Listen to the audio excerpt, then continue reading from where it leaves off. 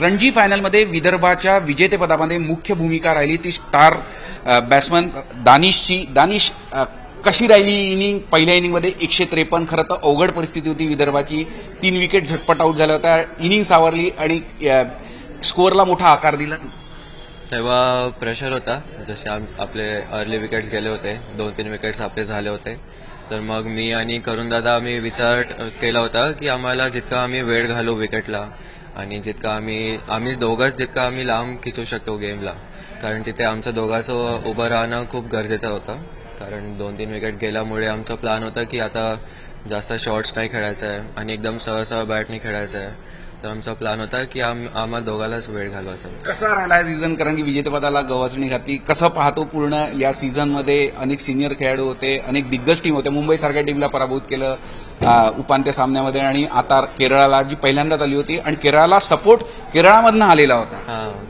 ते एक जसं या सीझनचं आपण गोष्ट केलं तर खूप नवीन एक्सपिरियन्स होता माझ्यासाठी आणि खूप छान एक्सपिरियन्स होता की मला खूपशे म्हणजे बरेचसे वस्तू मला शिकायला भेटले, बरेचसे गोष्टीच आहे. आणि जसं बॅटिंगचं आणि बाकी प्लेयर्सला मी बघितलं आहे की कसं काय करावं, कुठल्या सिच्युएशनला आपण कसं ते अडॅप्ट करू.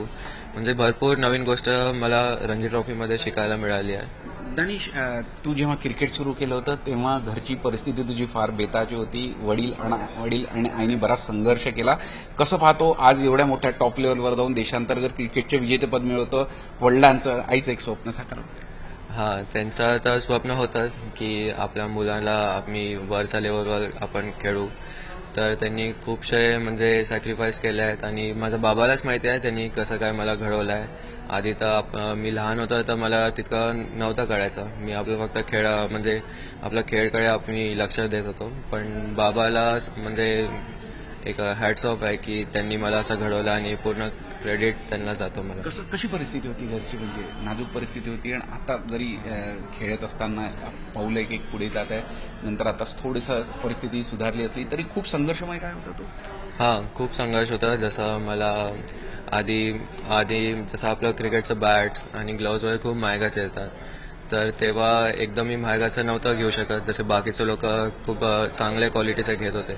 तर स्टार्टिंगला मी थोडंसं होतो, आमची कंडिशन लो होती. पण बाबांनी खूप म्हणजे मेहनत केली आहे. जसं त्यांचं आपलं कलेक्शन पण त्यांनी ॲडजस्ट केलं आहे आणि मग मला खूप वेळ दिला आहे. आपला वेळ कमी करून मला वेळ जास्त दिला आहे. तर त्यांचं क्रेडिट जातोय त्यांना. या विजेतेपदाचं क्रेडिट कसं देशील आणि कसं पाहतो या संपूर्ण विजेतेपदाचं? क्रेडिट तर मी स्वतः नाही घेत, कारण हे माझं काम आहे की टीमला मी कसं सिच्युएशनमध्ये मी काढू आणि टीमला मी कसं कॉन्ट्रीब्यूट करू. तर हे माझं काम आहे. तर याला क्रेडिट पूर्ण टीमला जातो. माझं कॅप्टन आमचं इतकं चांगलं आहे. तर पूर्ण टीमच म्हणजे आम्ही खूप बरं करताय या सीझनमध्ये. तर एक चांगला माहोल बनला आता टीम. तर दानिश, परत एकदा अभिनंदन तुझं. खरं तर विदर्भाच्या टीमचा हा स्टार बॅट्समन अवघड परिस्थितीत विदर्भाकरता धावून आला. किंबहुना तो ज्या परिस्थितीतून वर आलेला आहे ते सुद्धा एक कौतुकास्पद आहे. आणि विदर्भाच्या टीमने यावेळेला तिसऱ्यांदा हे विजेतेपद मिळवलं आहे आणि रणजी फायनलमध्ये दानिशची कामगिरी अफलातून आणि चमकदार अशीच राहिलेली आहे.